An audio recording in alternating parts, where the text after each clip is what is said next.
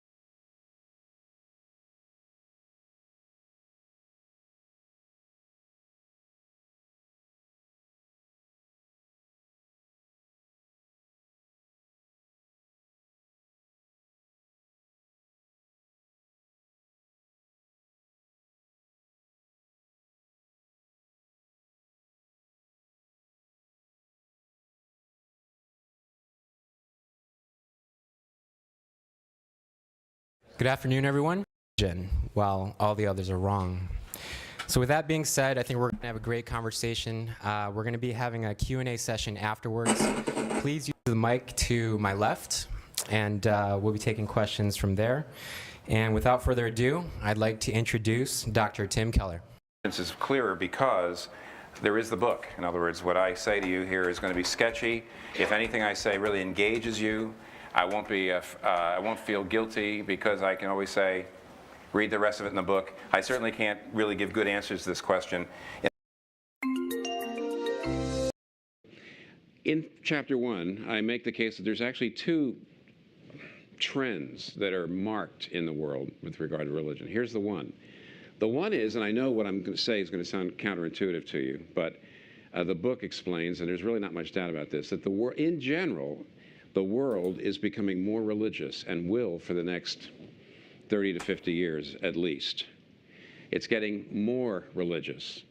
The reasons for that, which are laid out there, are everything here is brief. You can always ask more later.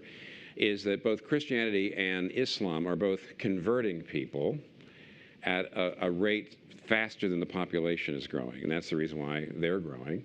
Secondly, it's also true that religious people have a lot more children than secular people and non-believing people. So you put all that together, all of the demographic projections are that actually the number of people today in the world that say they're secular, no religious preference, is close to 17%. Over the next 35 years, that's going down to about 12% because of these trends I've just mentioned. So on the one hand, religion, the world's becoming more religious. On the other hand, parts of the world are becoming more secular than they've ever been before. Parts of the world are going to be marked by more and more people who say, religion doesn't make sense to me. Belief in God doesn't make sense to me. Now, what this means is that there's two kinds of slogans that you should never believe. One is that religion's going away. It's just not. I mean, I do hear it a lot that religion's dying out, younger people are less religious. What's younger people? Well, the people I know, okay, but you have to look at the world. And it's not true that religion is dying out, and it won't. So the idea that religion is going away is just not true. But the idea that in some triumphalistic sense, that religion will triumph, or Christianity will triumph in the world, that's not going to happen either. And since both these trends are true, religion is not going away, and yet parts of the world are going to become less religious than they've ever been. What that does mean is it should matter to us how people come to their various positions. Increasing numbers of people are finding that belief in a universe without God makes sense to them. They believe in a universe without God, and that makes sense to them. And other people are finding that belief in God and a universe filled with God makes sense to them. How do they get to those positions? We actually often do not really talk enough about that because people don't want to say, how do you get there? By the way, people who lose their religious faith usually say, I just saw the truth. And people who get converted usually say, I just saw the light. But that's not very illuminating. Instead, I'm going to make the case that the process by which we come to our beliefs, to believe in a universe without God or believe in a universe with God, are actually more complicated than that. So in chapter 2, what I do, and I want to spend a little time here with you just for a moment to lay out what I do there, is I tackle this simplistic idea. So for example, one of the things that people say a lot, I see it on the internet all the time, and I talk to people in New York all the time, who say this, and that is this. It's a popular belief to say, belief that there is no God is arrived at mainly through using reason. So if you come to the conclusion that there is no God, that happened through reason. But if you come to believe that there is a God, that's a leap of faith. Okay. So belief that there is no God through reason, belief that there is a God through faith. I'm here to tell you, actually, that is wrong. It's naive. It's simplistic. The fact of the matter is, both sides use a combination of reason and faith. So to press a little bit, I would put this, here's the thesis that I put out in chapter 2, and I'll try to defend it in about 4 or 5 minutes here, okay? And here's the thesis. To move from religion to secularism, to move from religious faith to secular belief that there is a God, no God, or maybe there's no God. So to move from religious faith to secularism is not so much a loss of faith as a shift in a shift to a new set of beliefs, to a new community of faith, where the lines between orthodoxy and heresy are just drawn in different places. So if you're religious, you grew up in a church, say, your synagogue, and then you move to being non-religious, I'm a secular person, I actually don't believe in God, that's not so much a loss of faith as actually a movement from one set of beliefs to a new set of beliefs, from one community of faith to another community of faith, from one standard of orthodoxy and heresy to another standard of orthodoxy and heresy. Say, well, I know that's kind of a provocative thesis, and not most people think that. Let me show you, I think, how I can demonstrate that. Secular people that I know, and I'm not saying all of you, if you say, well, I consider myself a person who doesn't really believe in God, so I consider myself something of a secular person. I'm not saying this is true of everybody. I'm saying plenty of people I've talked to who say I'm secular or I'm a non-religious person actually have two sets of beliefs, and they are beliefs. What are they?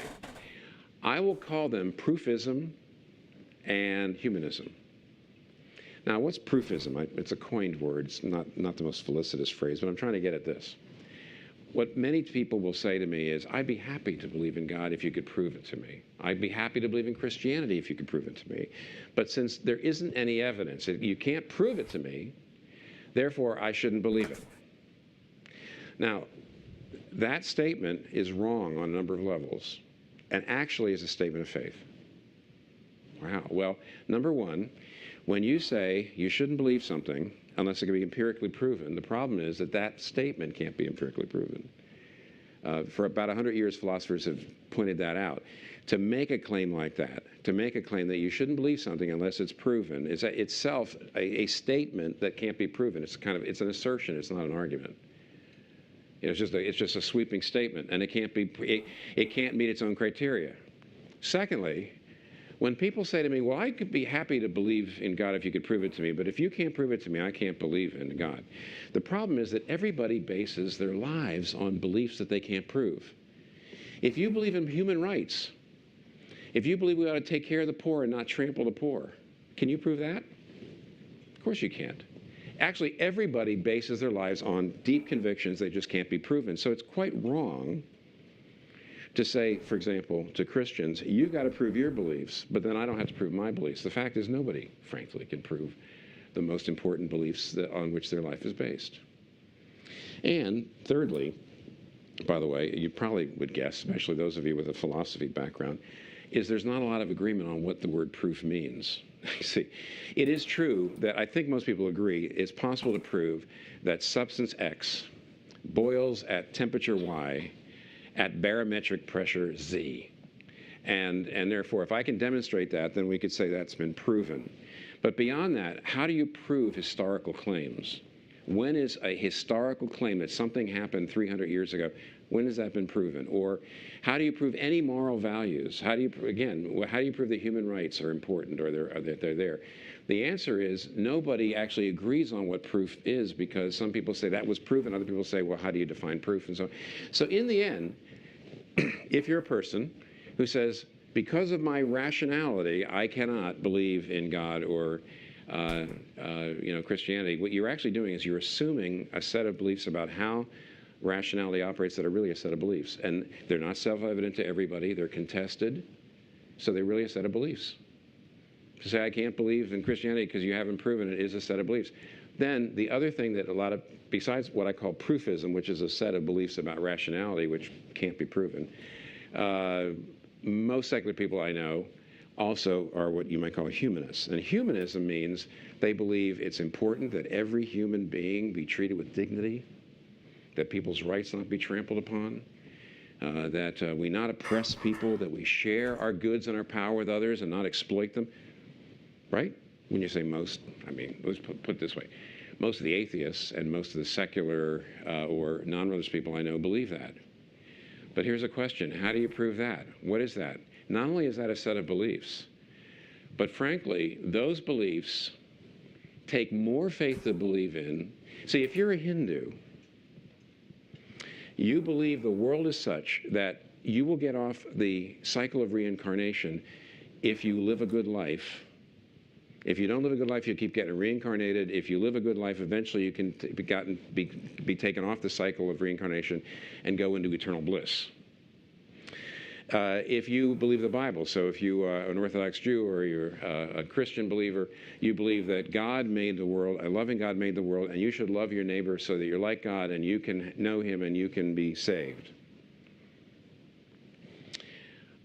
In other words, to live a good life of humanistic values fits in with the Hindu view of what the universe is like. And it fits in with the Christian view or the Jewish view of what the universe is like. But What is the secular view of the world? It's called a materialist view, which is to say there's no supernatural, there's only natural. There's no soul and there's no heaven. It's just everything has a natural cause. So just to show the problem with that, or I'll just say the amount of faith it takes to have humanistic values with that view of the world. Last year I found this, this was written in the New York Times. It was actually a letter. It says, there are 30,000 galaxies of over 13 billion years old. So there's 30,000 galaxies, 13 billion years old, with many trillions of stars and many, many more trillions of inferred planets. So how significant are you? He's talking to individual people. How significant are you? You are not special. You're just another piece of decaying matter on the compost pile of this world. Nothing of who you are and what you do in the short time you are here will ever matter. Everything short of that realization is vanity. Therefore, or it says so, celebrate life in every moment, admire its wonders, and love people without reservation. Now, the word so, most of us think the word so means this logically leads to that. When you say so, we think that somehow what comes before the so should lead you to do what comes after the so, right? But here's the question. The first part of that statement is a bracing, wonderfully honest look at what it means to believe in a materialist universe. You're not here for any purpose. No one put you here. You came up through evolution, red in tooth and claw, you know, the strong eating the weak. Your ancestors are, you're only here because your ancestors killed weaker organisms. And in the end, eventually, you're going to die, then the sun is going to die, then civilization will die, and in the end, whether you're a genocidal maniac or whether you're an altruist and philanthropist will make no difference in the end. There won't be anybody around to remember anything that anyone's ever done. So in the end, nothing you do will matter, right? Therefore, he says, love one another. See, here's the question. If that's the case, the nature of the universe, why should I love other people? If my ancestor got here by destroying and eating the weaker organisms, why should I now suddenly become unselfish? And the answer is, if you want to believe in humanistic values, I'm glad, by the way. I am really glad. The more people that believe in humanistic values, I think the better the world will be. But it doesn't follow from your view of the universe at all. It's a huge leap of faith, unbelievable leap of faith. It doesn't take huge faith to go from the Hindu view of the universe to humanistic values, or from the Christian view of the universe to humanistic values, but it does from the materialistic, the secular view to humanistic value. You can believe them, but don't tell me that that's not a leap of faith. It's an enormous leap of faith. And you know who's going to tell you? Nietzsche. Friedrich Nietzsche is going to say, and this is what he did say, and he argued incredibly, I would say, in an incredibly convincing way. He would say, if you say, I'm an atheist, and then you say, but we should not starve the poor, and we should treat everybody as with and honor their equal rights, he says, you're still a Christian, whether you admit it or not. Because he says, those ideas came historically into the Western society when people believed in the Christian understanding of the universe, that you're here for a purpose and you're made by a loving God and you're made in the image of God and all human beings are children of God. He says those values made sense when we believe the Christian view of the universe, but we don't believe that anymore, and therefore if you hold on to those values, you're actually being a Christian and a very, very inconsistent person, even though you won't admit it. And I don't think you can answer Nietzsche. So now here's where we are. Fundamentally, there are no irreligious people.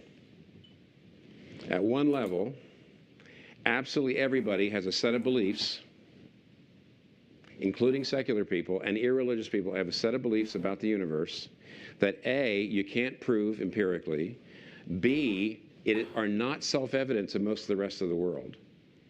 See, even if you can't prove something, sometimes you can say, but everybody knows that. Well, you can't say that about any particular set of beliefs about the universe.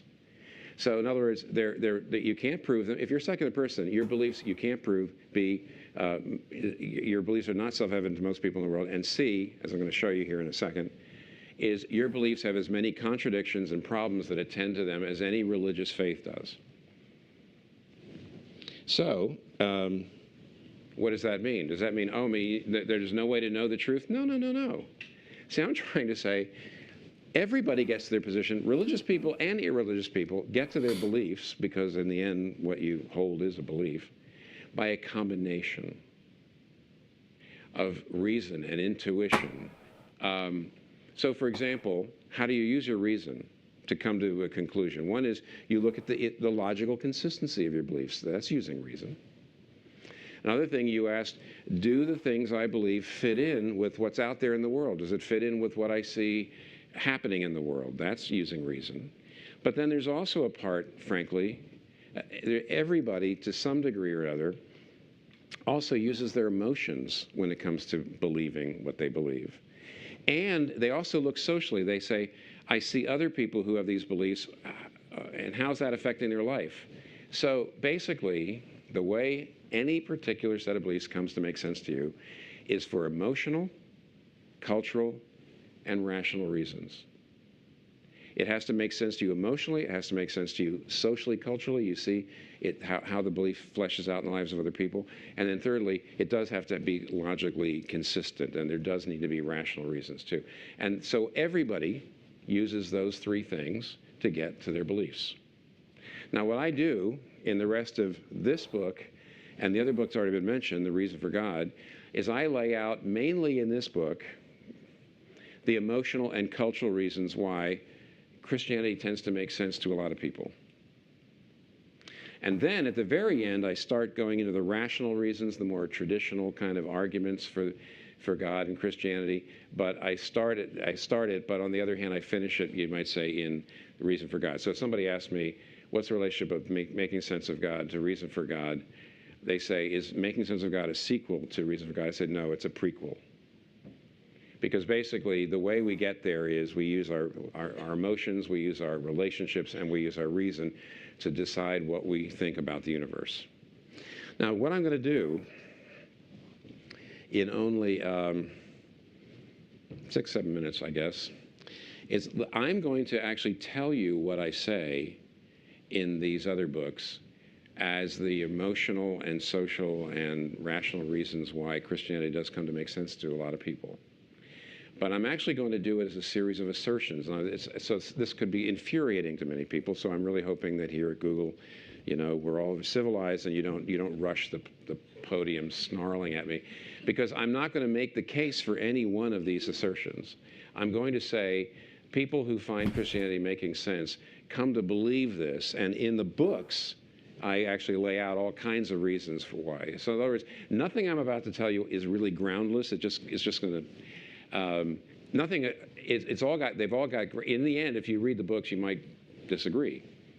But what I'm saying is not arbitrary or groundless. Okay, none of the things. They're all kind of worked out in the books. But if I was going to make a case in 5 minutes, which I am, for why Christianity can make sense for a lot of people and how it makes sense for a lot of people, I would say Christianity comes to make sense for us when we see three things. When we see the faith it takes to doubt it, that is Christianity, the faith it takes to doubt it, the problems we have without it, and the beauty we see within it. Now, what do I mean by that? First of all, fast here, the faith it takes to doubt it.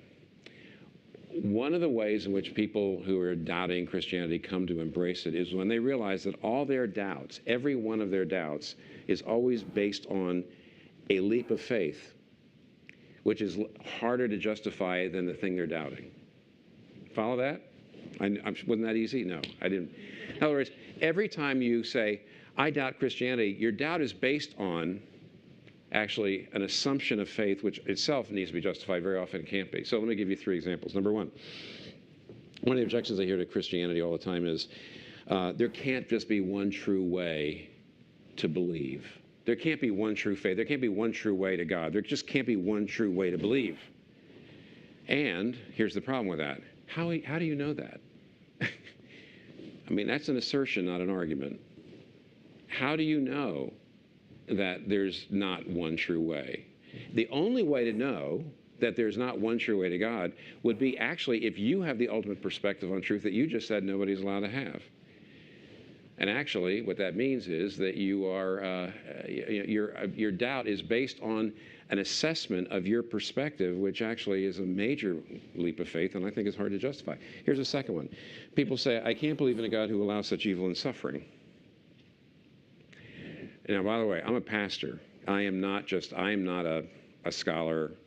I'm not an academic. I'm not a person who mainly does thinking.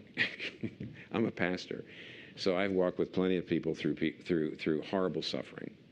So what I'm saying here, I do not mean to be so cursory. I told you this is the problem with what I'm about to do. But here's the point. When someone says, I can't believe in God because he allows such evil and suffering, what you actually are saying is this. Because I can't think of any good reason why God would allow evil and suffering, therefore there can't be any good reason. Because I can't think of it, he can't possibly have one that I can't think of. See, the only way to walk away from God is to assume there can't be a good reason. And why can't there be a good reason? Because you can't think of it. But why in the world, if there is a God, couldn't he maybe he's got an idea that you don't have? And you see, ancient people, philosophers have pointed out that ancient people, though they struggled with evil and suffering, never thought evil and suffering was a reason not to believe in God. You know why? Because they were humbler about the human reason. We are not so humble. We have an assumption that we have the powers of exhaustive surveillance, that we should be able to look at the universe. And if we can't think of anything, I mean, our ancestors would never have been this arrogant. Because we can't think of any good reasons for evil and suffering, therefore there can't be any. So you see, you're actually assuming something. You have a doubt, but it's based on a faith in yourself, which is, how justifiable is it? Here we give you one more. There are lots and lots and lots of objections to various parts of the Bible. And you need to realize that virtually all the objections you might have to things the Bible teaches are based on high faith in your culture and the superiority of your culture. So, for example, years ago, not too long ago, I once talked about Christianity to a Chinese graduate student, brilliant young man. Was in Britain when I was at the time. And you know what? He had no problem with the idea that God would send people to hell. No problem at all. Because he says, I'm not a Westerner. And I said, the idea that God might have the authority to send people to hell doesn't bother me. He said, I have no problem with that exercise of authority. But he says, what I can't accept is this. The individualistic nature of Christian salvation means that if I believe in Jesus Christ, I would not be with my ancestors. And I don't want to believe anything that would separate me from my ancestors. Now, my guess is the average Manhattan young professional that's not the main problem they have with the Bible. Okay, I talked to a Middle Eastern intellectual over there. And what she believed, interestingly enough, what she says, I have no problem with the idea that God would send people to hell. No problem at all. If there is a God, why couldn't he do that? He created us. Doesn't he own us? Why? But then, she said, but she cannot accept what the Bible says about forgiveness. This idea that we are obligated to forgive no matter what the other person has done, that we have to forgive. And even though most young Manhattanites don't think about the difficulty of that, generally speaking, that's another reason why it's probably not the average New Yorker's problem with the Bible that it talks about forgiveness too much. However, the average New Yorker is going to say, I just can't accept a God who would send people to hell. You know why? Because at that moment, what you're saying is, my cultural location is superior to theirs. My culture is absolutely right. And it's never going to change. For all you know, 100 years from now, your great-grandchildren will think that your approach to things is stupid. In fact, inevitably, they will, by the way.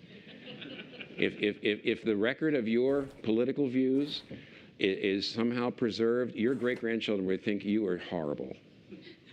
And yet on the basis of your cultural location, which you're kind of absolutizing, on the basis of your historical moment, which you're kind of absolutizing, you're going to throw the whole Bible over. See, every doubt of the Bible is based on incredible faith in something else which is really hard to justify. Faith it takes to doubt it. Do you see that? That's virtually always, Christianity starts to make sense when you begin to see what incredible faith it takes to doubt it. Secondly, the problems you have without it. Now, I'm really going to be fast, but here's the point. There are emotional, cultural, and rational problems with not believing in God. Now here I'm kind of going at secularism, and of course you do have to weigh Christianity and other religions and secularism, but I don't have time for that, unless you want to ask me about it. But here's the problems. Number one, if you don't believe in God, there is a problem with meaning, because the meaning that you create for yourself will be too thin for you to handle suffering. The secular culture, unlike religious cultures, make you find your meaning in life in something here, which means suffering can take it away. And every other culture, whether it's Hindu or Islam or Christian, or whatever, every other kind of religion helps you locate your meaning in life outside of this life, so that suffering can actually help you accomplish your meaning in life. But if you're a secular person, suffering will destroy your meaning in life. And secular culture gives its members less resources to deal with suffering than any culture in the history of the world. And we are much more traumatized by it. Number two, just these. Secularism, the idea there's no God, gives you a view of identity which is incredibly fragile. Every other religion says you find who you are by connecting to something more important than you. The secular culture says you find your identity by looking inside and doing whatever you think you want to do most, and you assert it over and against everybody else. And lots of studies have shown that that kind of identity, which is really unique, it's not the way it works in the rest of the world or in history, makes you incredibly fragile, because you desperately need a kind of recognition that it actually can enslave you. Thirdly, it's not just a problem of meaning and a problem of identity, there's also the problem of freedom. Modern culture defines freedom as the absence of restrictions. Isaiah Berlin, the philosopher Isaiah Berlin, said there's two kinds of freedom. There's negative freedom, there's positive freedom. Negative freedom is freedom from. Positive freedom is freedom for. Negative freedom simply says, I'm only free if I have no restrictions at all. And I hope you all know that that means if that's really what freedom is, then that is antithetical to love. Because the more committed your love relationship is, the less free you are. And yet, by the way, the more you are in a wonderful, committed love relationship, generally, the happier you are. The fact is, we've got a culture that and a belief set that doesn't support positive freedom. It only supports negative freedom. And as a result, freedom actually tends to eat up love relationships. And it's one of the reasons why we have fewer and fewer lifetime committed love relationships, because the view of freedom that comes from highly individualistic view that goes along with the secular view undermines that. There's a whole lot of emotional problems, but then there's the rational problems, and I'll just simply mention them. There's the problem, by the way, of existence itself. There are really good arguments that say it's difficult to understand, if there is no God, why there's something rather than nothing. If you want to ask me about that, we can go into it, but it's one of the problems you have if you don't believe in God. Another problem you have when you don't believe in God is the problem of moral obligation. If you don't believe in God, no trouble accounting for moral feelings. Like, you have moral feelings, right? Everybody in this room has some things you feel, I feel this is right, I feel this is wrong. And if you don't believe in God, no problem explaining them. It could be evolution, that's why we have those feelings, or it could be your culture has taught you those things, or it could be an existential choice of yours, whatever. But if there's no God, it's hard to see how there could be moral obligation. See, a moral feeling says, I feel this is wrong. A moral obligation is to say, you must stop doing that whether you feel it's wrong or not. See, how can you say to another person, even though you feel it's okay, it's wrong, and you ought to, obligation, stop doing it? See, why should your feeling trump that person's feeling? Well, the only way to say that is to say there's a higher law, there's something outside, there's a moral source outside of both of us, and we all have to honor that. But what could that be if there's no God? You know, Martin Luther King Jr., in his famous letter to Birmingham jail, put it like this. He said, if there's no higher divine law, if there's no God, no higher divine law, there would be no way to tell if a particular human law was unjust or not. Because it would just be my feelings versus your feelings. Big problem. Lastly, the beauty that we find within it. Christianity has a beauty to it. I mean, first of all, there's the idea that God, the Christian idea of God is that God is not an individual, but God is a trinity of three persons who've known and loved each other from all eternity. And you all know, if you're ever even into a if you're into a love relationship, that's when you're really the happiest. So if you have Father, Son, and Holy Spirit, according to the Christian teaching, having perfect love relationships for all eternity, they were utterly happy, totally happy, you might say. Why would you create a world filled with other personal beings if you're already perfectly happy? And the answer is to share your happiness with them. There's no other good reason. You already have everything. Why would he?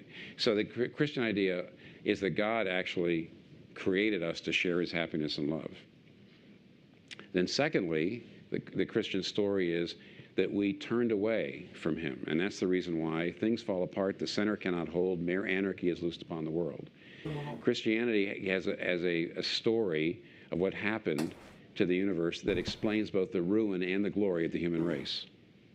Any story that just looks at human beings as trash, or any story that looks at human beings as basically good and does not recognize the good and the evil in them, doesn't really account for how things are. It doesn't lead you to expect what's going to happen tomorrow. And so Christianity, the beauty of the story is a God who wants to share his love and happiness with us, an account of what's wrong with us. Then thirdly, a love story. He comes into the world as Jesus Christ.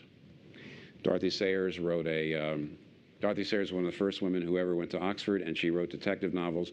And one of her detectives was Lord Peter Wimsey, and she wrote a series of stories and novels about him. He solves, mysteries. At halfway through the stories, suddenly a woman shows up named Harriet Vane. She's one of the very first people who ever she's one of the very first women who went to Oxford, and she was also one of the very first.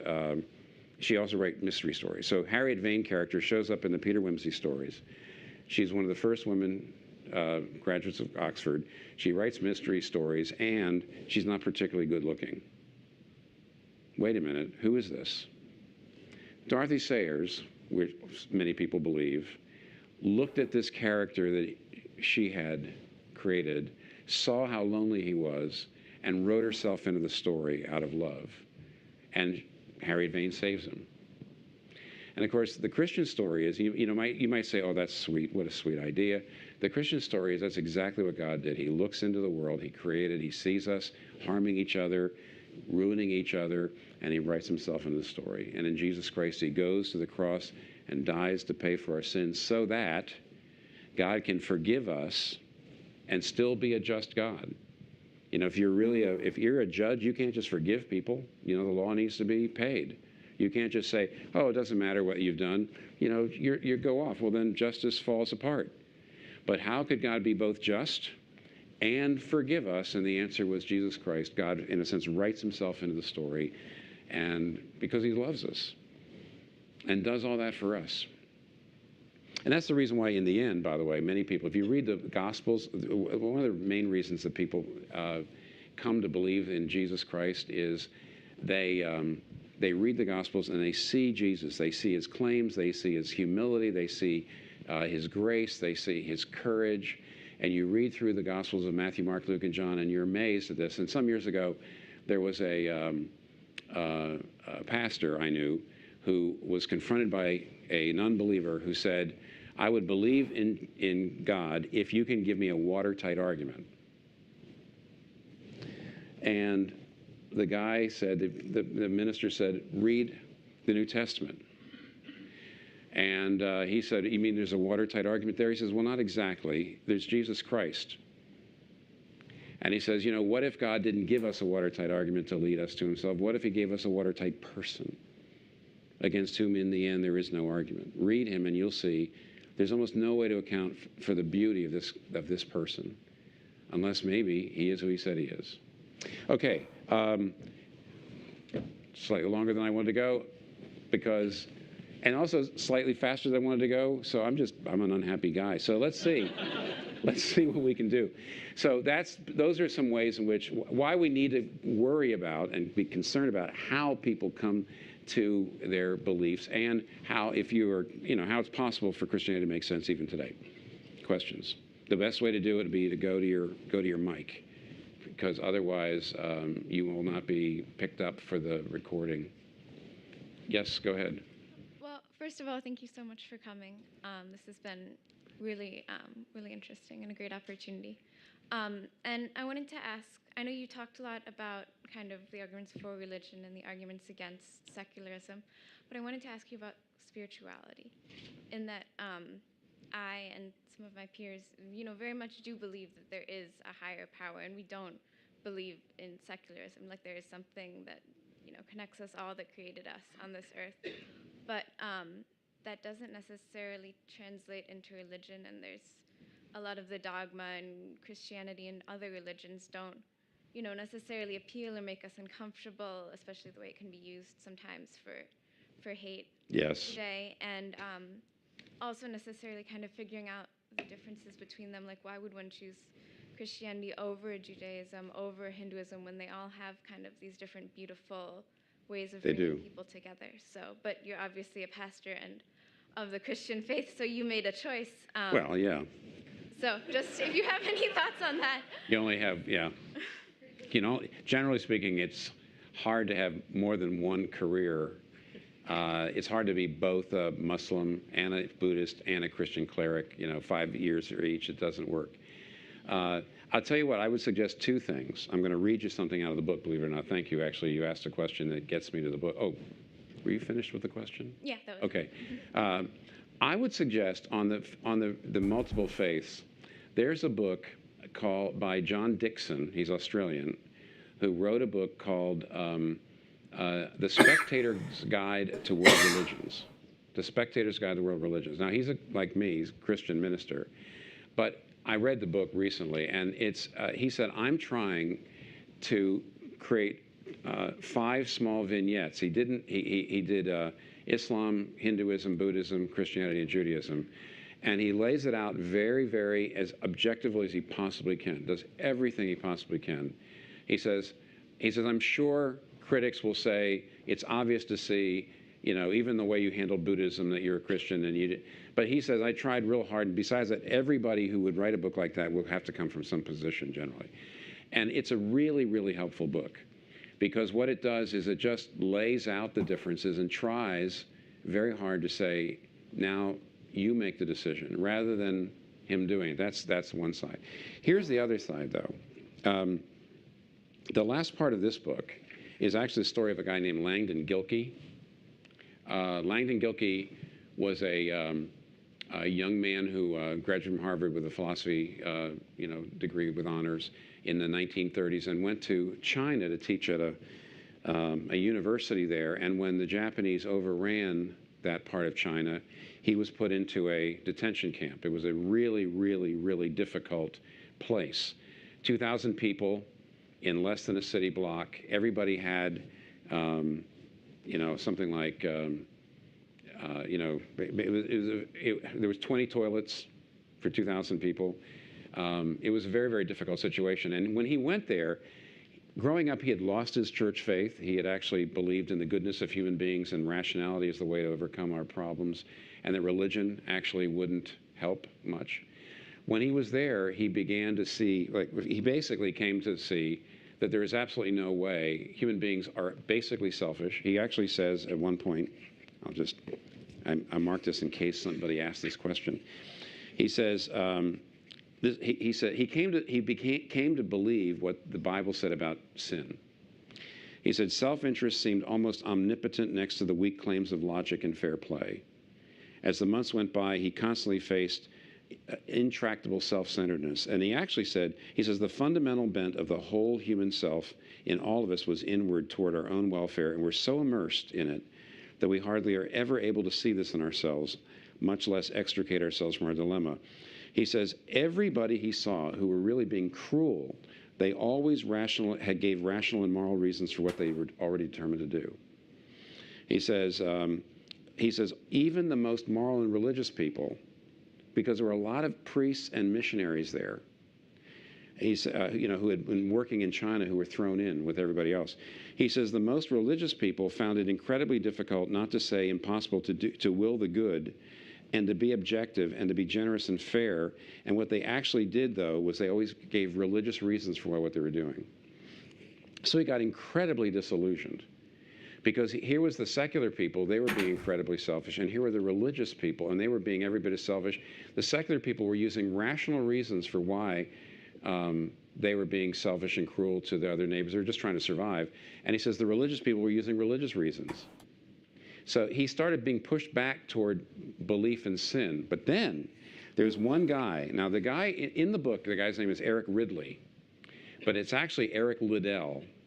That you might know was in Chariots of Fire. He was a Presbyterian Scottish guy who wouldn't run on Sunday, but then did win the 400-meter gold medal in the 1921 Olympics. He went to he went to China as a missionary, and he was put in the camp. And he died of a brain tumor in there at the age of 43. But he had an amazing impact, and this is actually, believe it or not, is answering your question. He had an amazing impact on Gilkey. Gilkey said, it's rare indeed when a person has the good fortune to meet a saint, but he came as close as anyone I ever had known. Eric Liddell was concerned to minister to the teenagers of the camp. He cooked for them. He supervised recreation for them. He poured himself out for them. He was about the only person that Gilkey saw in the whole camp who was always overflowing with humor, love of life, sacrificial kindness for others, and inward peace. And when he died of a brain tumor, suddenly the entire camp was stunned. So he's trying to say, what made this guy different?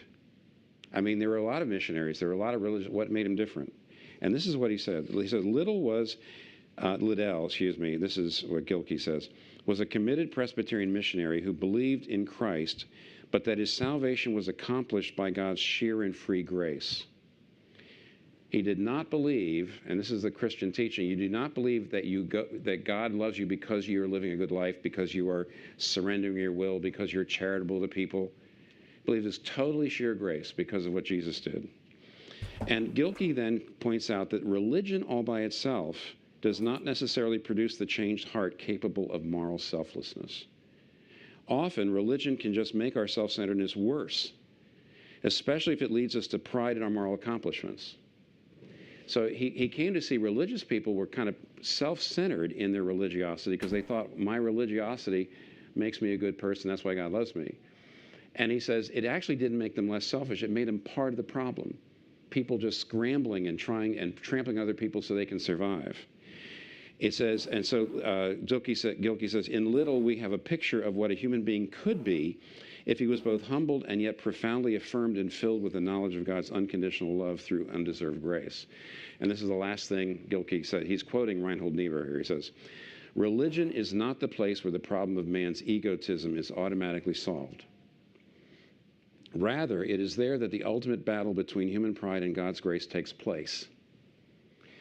If human pride wins the battle, that is to say, if you adopt a religion that makes you more proud of your goodness, it says, if human pride wins the battle, religion can and does become one of the instruments of human sin. And this is what you're talking about. But if there is a self that does meet God and surrenders to something beyond its own self-interest, the grace of God, religion may provide the one possibility for a much-needed and very rare release from our common self-concern. So I would say, check out all the different religions, but the genius of Christianity, even though many people who are professing Christians don't see it, is that religion by itself actually makes you as bad as everybody else. In fact, it can make you worse because it makes you a Pharisee. But the doctrine of the grace of God, that you're saved by sheer grace, humbles you and yet affirms you at the same time. You're so bad, Jesus had to die for you. But you're so loved that Jesus was willing to die for you. And so Gilkey saw, here's a guy who actually got it and he was different. So that would be my answer. The reason it was long was because it was a great question, my answer, and also because I had wanted to say it. Anyway, yes, sir. Thank you. Hey, thank you for speaking. It seemed to me like a lot of your argument against secularism or humanism was predicated on this idea that human evolution and evolution in general is sort of Hobbesian and ruthless. And I'm wondering if how you would respond to an alternative hypothesis, which is that humans, and like some other species, actually evolved having a lot of benefit of social cooperation and in-group goal setting. And that nested within that, there's actually a huge benefit for us to tell stories and have beliefs in order to get us to work together as a group.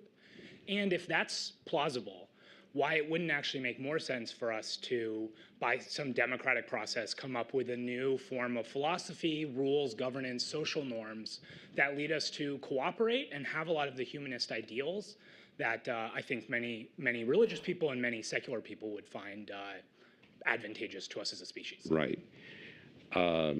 Three things by which I will defend myself. That's a great idea, great thoughts there.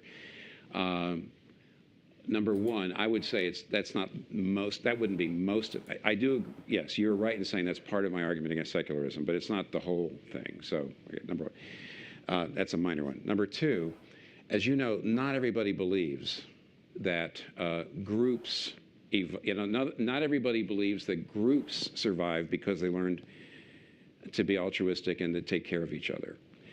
There is a huge amount of debate about that. And you said if it could be shown, well, it hasn't been yet. It might be, but even there, by the way, you do know, do you not, that it's hard. It makes sense. You might be able to make the case, for example, that people in your clan or tribe survived because they were unselfish with each other. It is hard to know how we came to the place where, through evolution, we actually believe that it is good to take care of anybody at all. In other words, if it's true, you know, my feeling that it would be not only good to take care of my own kind, but to be kind to somebody who's not my own kind, how could that have ever allowed somebody to survive in the past? That's part of the debate, that why people are saying maybe what you're saying isn't provable. But here's the third thing. Even if it was true, even if it comes to be proven, all that proves is that it's selfish to be unselfish. All that proves is not that it's wrong to be unselfish, but that it benefits you to be unselfish. So in the end, it's a selfish, pragmatic argument that doesn't say that it's wrong to be unselfish, just that it would be in your benefit. See, I think most of us believe not that killing an innocent person is practical. It's impractical. Do you hear me? In other words, the best that you could argue for is that killing somebody else or being unkind is impractical. We don't believe that. We believe it's wrong, whether it's practical or not. See, in other words, evolution can never give you an ought. It can only give you a what would work. And in the end, it can only support pragmatism and not the moral intuitions that all the religions have, that something's wrong whether it's impractical or not. All you can do is say it would be impractical to be unselfish. But in the end, weirdly enough, you're appealing to selfishness, selfish motives to be unselfish. And this, by the way, Nietzsche also took that idea apart. He takes apart the idea that you can appeal to someone's self-interest to make them unselfish. You can appeal to their desire to survive to teach them to care for other people. He says, in the end, it doesn't really work. So I got three objections. and yet, I want people to have humanistic values for any reason at all, frankly, because it does make the world a better place. So in the end, are you saying, would religious people like this approach? Yeah, I would. But I just try to show you where I thought there's still some holes in it. Well, we can agree on that last part. Thank you. Okay. Yeah. So again, thank you for being here. And in addition to filling out this room, we actually have crowds in California and a number of our other global offices that are tuning in. And so I just wanted to take a minute. There was actually several questions that came in our Dory. Good. And I wanted to write one that came from Ambrose in California. And he asked about technology and faith, which I believe your church has an initiative going on in this area. But he said, technology has immense power to improve people's lives and make a positive difference in the world, which is why many of us are here at Google. Does the Christian worldview have an opinion about how technology should be used? Are there categories or problems that technology can't solve or at least improve? Well, I think Langdon Gilkey would say, I'd say Langdon Gilkey would say that the basic selfishness of the human heart, which most of us don't see, it hides. He says when you get into a place like he called it the Shangtung compound, and when he was in that compound and everybody was in close, He says, when it's about survival, he says, very, very few people are kind. I mean, and open. And he says, human beings are so selfish and so out for themselves, they hide it from themselves till push comes to shove. I don't know how technology changes that. In fact, what Gilkey actually says is, what he actually says is if you love yourself, if your highest good is your own self, then it's going to make you selfish. If your highest good is your people, it'll make you a racist. If your highest good is your family, it'll create patriarchy and paternalism. He says, really, the only way that you can make decisions about right and wrong is, what is your highest good? And he says, if your highest good isn't God, it's going to be one of these other things, and you're going to turn that into an absolute, and that's going to actually be another vehicle for self-interest. But not only belief in God, but an experience of the grace of God can actually change that inner self-absorption and self-centeredness, which is the reason for all of the problems in the world. And my friend, just a minute ago, I was trying to make the case is that if the best thing you can do is sort of harness it by appealing to selfishness, then you're really still not going after the root. What you're doing is you're trimming it. In fact, that's what we do with our kids. Generally, out of selfishness, we teach them to be unselfish because, frankly, it'll get them where they want to go. I mean, I'm afraid a lot of that happens. To really get at the root, according to, as I think, as a Christian minister, you're going to need spiritual resources, not just technology. Technology ultimately is a tool, but it's an instrument. It's a means, but it's not an end. And you're going to have to decide what your end is. Yes, sir. Were you going to do some others, or was that? Okay, go ahead. Okay. Okay, I'll be fast. Dr. Keller, I liked the way that you talked about those who are religious and those who are secular, and the things that are actually very similar between them, even though they might not recognize it. Oh, yeah. One of the things that the tech community in particular, and the broader community in general, has been focused on is gender equality and gender balance. And it's been a big struggle in the tech community. And I don't have a perspective on this from the Christian perspective. From an outside point of view, a text that talks about God the Father and Jesus the Son and the 12 apostles has a very male perspective on it. And I was kind of curious if you could talk about how you see the Christian community and your fellowship struggling with some of these things that are interesting both to seculars and people who are religious. Didn't you hear the lady? 2 minutes. In the remaining 60 seconds. You're not helping. Gee. Look, at the very beginning of the Bible, it says God made God made humanity in His own image, and then it says male and female He created them. And there's indications not only that obviously male and female are both equally made in the image of God, but there's even maybe a hint, though this is debatable, there's even a hint that male and female together reflect all the glories of God better than either male or female. What that would argue for, and this is basically what I think the Christianity, not all, I mean, there's great differences. I'm just making this a short answer so I can take one more question. But basically, I think the Christian approach would be to say male and female are equal and not absolutely interchangeable. In fact, a lot of feminism would say, no, they're not. There's a female way to lead that is going to be different, that they are equal, but they're not interchangeable. And yet, at the same time, they are, frankly, they're irreplaceable for each other. In other words, each one brings certain of God's glories and strengths into a process, into an event, into a community the other one can't bring. And because of that, we desperately need each other. So they're equal, not interchangeable, but equally important. And actually, we're interdependent. We really can't live without each other. And that's whether we're married or not. We need to be, into communities where both male and female are using their gifts and their abilities. That's about it. Do you want to do that one more question, or Barbara, do we feel like we don't? Yeah, do we have one more from outside of the...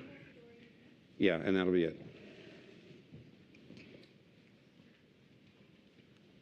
This is also coming from Mountain View. It says, I'm a 20-something Christian and an American. I'm often told by older Christian friends and family that America is becoming increasingly secular. Christian morality is disappearing, society is degrading, and we are at a perilous point in history. Do you think that's a valid assessment, or should Christians be concerned? How do you think Christians should respond to cultural shifts towards secularism? Well, we're in luck, because that's an easy question to answer, believe it or not. The point is that it's both good and bad news. The answer is, I don't like the full decline narrative.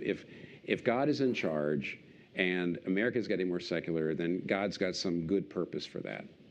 Okay, and one of which is, I think, is to humble Christians and to say, you know, to some degree, when we were more in power, we didn't use our power very well. So it's time to really rethink who we are and what it means to relate in the world. So it's just not all bad news, but it's not. But on the other hand, it is getting more secular, yes, and the future will be, I think, difficult for Christians to adjust to. American Christians. I'm so glad he said I'm an American, I'm a Christian, because frankly, there's almost nowhere else in the world where Christians are in, you know, have this memory of a sort of past influence. Because most everywhere else, Christians are a minority, and they learn how to be good neighbors and still to lift up, you know, what they believe and still serve others. I do think American Christians are going to have to humble themselves and become, frankly, better neighbors than they have been in the past. And that's not bad news. But there'll be some sad things happen too. There'll be some things lost in our culture too. Okay, Barbara. Thank you, Dr. Keller. Thank you all. Awesome.